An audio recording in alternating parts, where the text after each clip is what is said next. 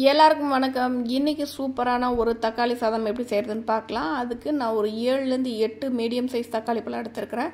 அப்புறம் உங்கள் காரத்துக்கு தகுந்த மாதிரி ஒரு 4லேருந்து 5 வரமிளகா சேர்த்துக்கோங்க.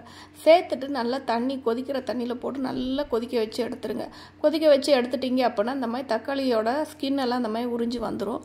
அப்புறம் இது நல்லா ஆறுனதுக்கப்புறமா தக்காளியோட ஸ்கின்னை நல்லா உரித்து எடுத்துட்டு அதுவும் நம்ம அந்த தண்ணியோட வேக வச்ச அந்த வரமிளகாவையும் தனியாக எடுத்துட்டு தண்ணி ஊற்றாமல் நல்லா மையாக பேஸ்ட்டாக அரைச்சி எடுத்துருங்க. ஒரு மிக்ஸி ஜாரில் போட்டு இந்த அளவுக்கு நல்லா கிரைண்ட் பண்ணி தனியாக எடுத்து வச்சுக்கோங்க. இப்போ இந்த தக்காளி சாதம் பண்ணுறதுக்கான தக்காளி தொக்கு ரெடி பண்ணிடலாம். அதுக்கு ஒரு பாத்திரத்தில் கொஞ்சமாக நெய் அப்புறம் கொஞ்சம் எண்ணெய் ஊற்றிக்கோங்க. ஊற்றிட்டு நல்லா எண்ணெயும் நெய்யும் நல்லா காஞ்சதுக்கப்புறமா கடுகு போட்டுக்கோங்க. கடுகு போட்டு கொஞ்சமாக உளுந்தம்பருப்பையும் சேர்த்துக்கோங்க. கடுகு உளுந்து நல்லா வெடிக்கட்டும். வெடித்ததுக்கப்புறமா கொஞ்சமாக கடலைப்பருப்பு சேர்த்துக்கலாம். கடலைப்பருப்பு கொஞ்சம் சேர்த்தா நடுவில் வாயில் வந்து கடிப்படுறப்போ நல்லாவே இருக்கும். அதனால் கொஞ்சம் கடலைப்பருப்பு கொஞ்சமாக சோம்பும் சேர்த்துருக்குறேன். சோம்பு சீரகம் சேர்க்கணுங்கிறது உங்களோட விருப்பம் தான். தேவைப்பட்டால் சேர்த்துக்கோங்க, இல்லைன்னா அது ஆப்ஷன் தான். அதுக்கப்புறமா பிரிஞ்சி இலை அப்புறம் 2 பட்டை துண்டு இவ்வளோ தாங்க சேர்த்துக்கிறேன்.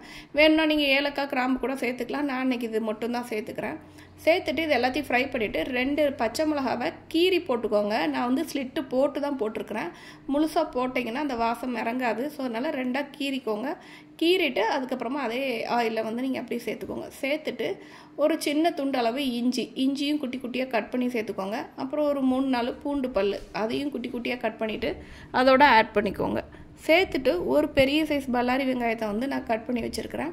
அதையும் இதோட சேர்த்து நல்லா வதக்கி விட்ருங்க. இது நல்லா வதங்கினதுக்கு பின்னாடி நம்ம அரைச்சி வச்சுருக்கோம் இல்லையா அந்த தக்காளி வரமிளகா பேஸ்ட்டு, அதை இதோட சேர்த்து நம்ம கிண்ட போகிறோம். இதை நல்லா சேர்த்து மிக்ஸ் பண்ணி விட்ருங்க.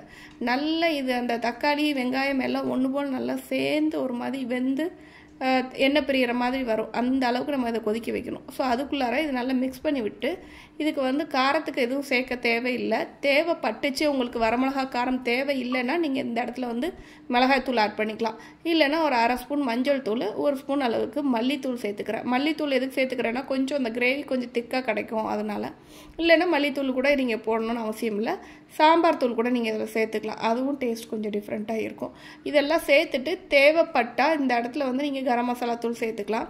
அப்புறம் இதுக்கு தேவையான உப்பையும் சேர்த்துக்கலாம். கரம் மசாலா தூள் சேர்த்துக்கலாம். ஏன்னா நம்ம பட்டை சோம்பு போட்டிருக்கோம்ல ஃபஸ்ட்டே. ஸோ அதனால் இந்த இடத்துல நீங்கள் கரம் மசாலா தூள் சேர்த்தாலும் நல்லா தான் இருக்கும்.